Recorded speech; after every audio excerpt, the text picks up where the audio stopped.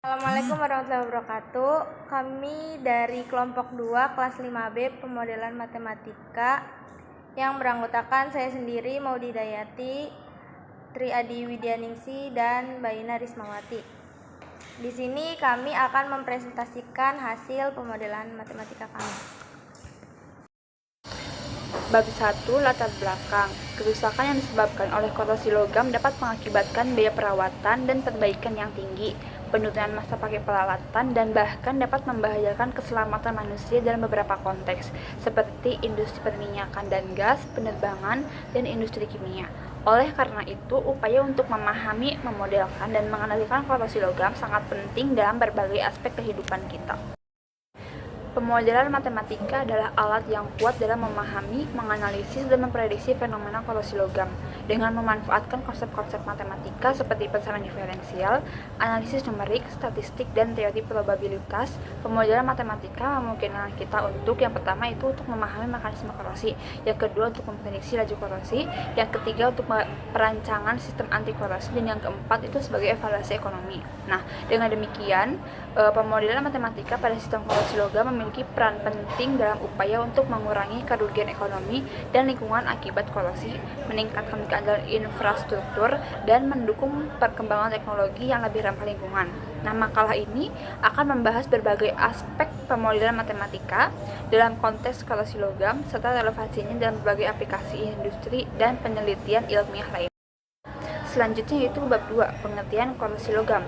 Nah, korosi logam itu sendiri adalah proses alami yang terjadi ketika material logam berinteraksi dengan lingkungan sekitarnya dan mengalami degradasi atau peluruhan. Korosi logam dapat menyebabkan penurunan sifat mekanik dan estetika logam, yang pada gilirannya dapat mengakibatkan kerusakan struktural dan ekonomi. Kemudian selanjutnya itu ada mekanisme korosi, di mana pada mekanisme korosi ini terbagi menjadi dua reaksi. Yang pertama itu ada reaksi elektrokimia dan yang kedua itu ada siklus korosi.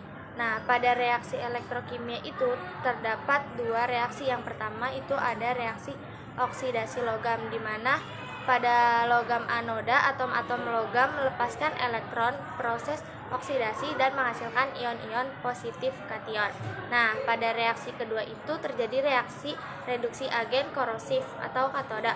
Nah, pada katoda ini ion-ion positif dari agen korosif seperti oksigen atau ion hidrogen menerima elektron yang dilepaskan oleh anoda. Selanjutnya pada siklus korosi yang kedua. Nah, pada siklus ini korosi logam adalah proses yang berkesinambungan di mana elektron yang dilepaskan pada anoda mengalir melalui material logam ke katoda melalui jalur konduktif seperti logam itu sendiri atau larutan elektrolit yang ada di antara anoda dan katoda. Selama proses ini, ion-ion logam dari anoda itu larut ke dalam larutan, sedangkan ion-ion dari agen korosif kemudian dapat diperoleh. Nah, siklus ini berlanjut dan menyebabkan penyeluruhan material logam. Kemudian selanjutnya ada faktor-faktor yang mempengaruhi korosi. Nah, dari faktor-faktor ini kita bagi menjadi dua, dilihat dari lingkungan korosif dan dilihat dari sifat material logam. Pada lingkungan korosif, kita bisa melihatnya dari kelembapan tinggi cenderung meningkatkan laju korosi. Nah, kemudian ada juga yang kandungan oksigen, keberadaan oksigen dalam lingkungan dapat mempercepat korosi.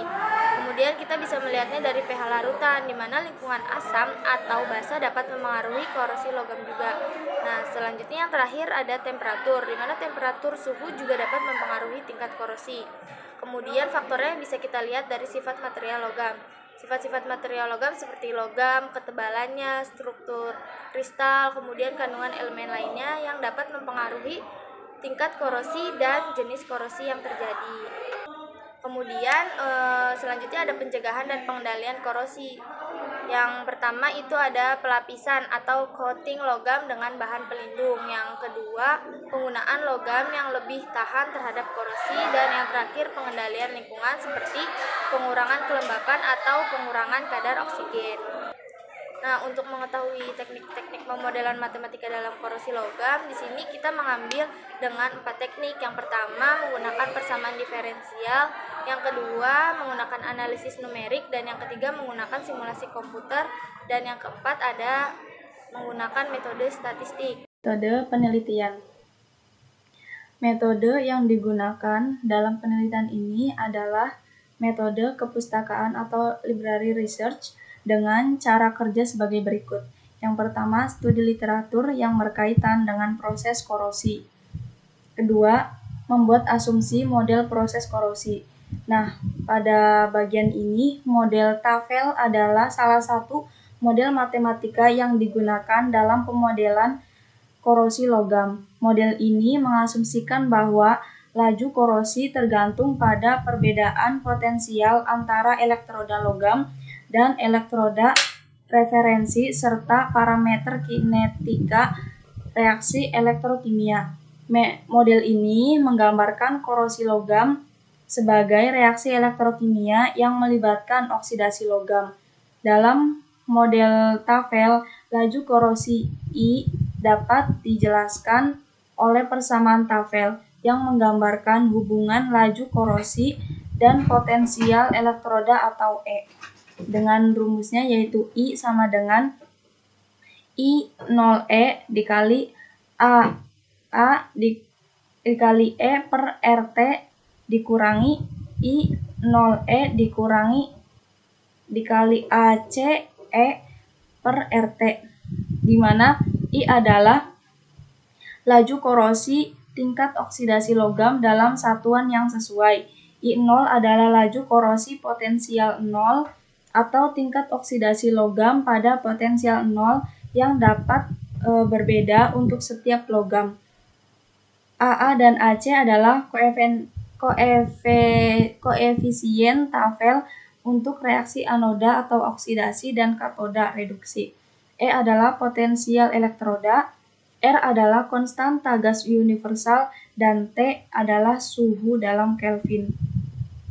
Bagian yang ketiga yaitu membuat model matematika berdasarkan asumsi kinetika reaksi, potensial elektroda, koefisien TAFEL, potensial 0, suhu konstan, dan linearitas.